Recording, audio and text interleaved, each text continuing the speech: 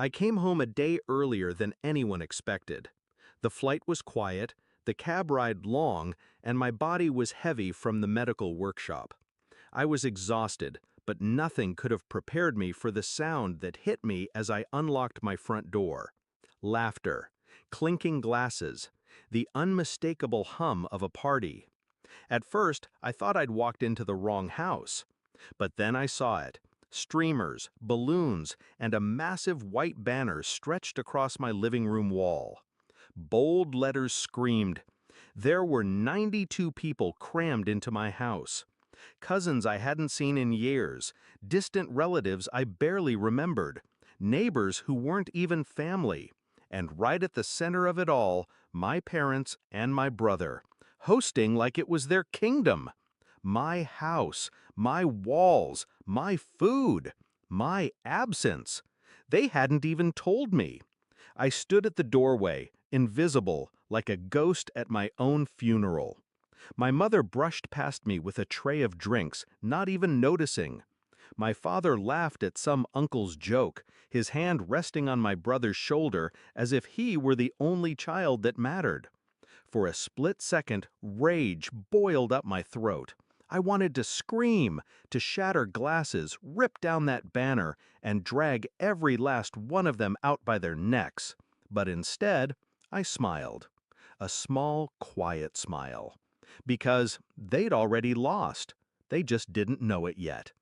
I grew up believing blood meant loyalty. My parents drilled it into me. Sacrifice for family, forgive family, put family first. And I did. Every damn time.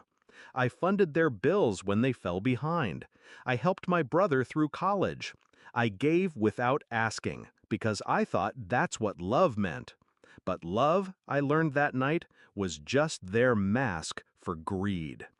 As I slipped upstairs to my room, my sanctuary already invaded by coats piled on my bed, I realized something with crystal clarity. I wasn't family to them. I was a resource, an ATM, a silent provider they didn't need to invite because they thought I'd never stop giving. They were wrong. The next morning, while they were still nursing their hangovers, I packed my essentials into a single suitcase.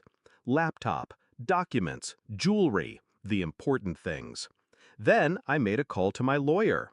Within a week, the house, my house, was on the market. It sold faster than I expected. Quietly, efficiently. I had all the papers ready. The money went directly into an account none of them could touch.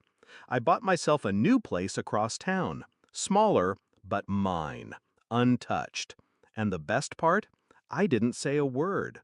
I let them live in blissful ignorance, believing they still had their playground. Until the eviction notice landed in their hands. 2 weeks later, my phone lit up like a Christmas tree.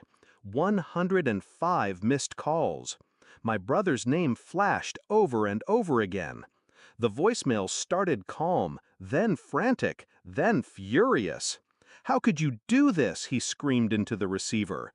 "This was our home, our home." That phrase almost made me laugh. I listened to every voicemail like music, each one a note in the symphony of their downfall. When he finally got through, his voice was ragged, desperate. "You've ruined us. Do you understand? Everyone saw the notice. Everyone knows. You humiliated us." I waited. Silence stretched. Then I said the only thing that mattered. No. I reminded you whose house it really was. Click. I ended the call. I didn't need to confront them face to face. The humiliation was already complete. The family that had gathered so proudly under that banner, "Family means forever," now whispered about the son and daughter who'd been tossed out, about the parents who had been evicted like squatters. Their empire of appearances collapsed. Their reputations, once polished, turned to ash. And me? I slept soundly in my new bed, in my quiet apartment, where every wall and every breath belonged to me alone. Some might call it cruel, but betrayal demands balance. They thought I'd always be the quiet one, the giving one, the forgotten one. What they never realized is that silence isn't weakness. Silence is preparation. They handed me the knife when they excluded me. I just chose where to cut. And as I stood by my window one night, watching the city lights flicker, I whispered the truth aloud for the first time. Family doesn't mean forever. Respect does. And I finally had both from myself.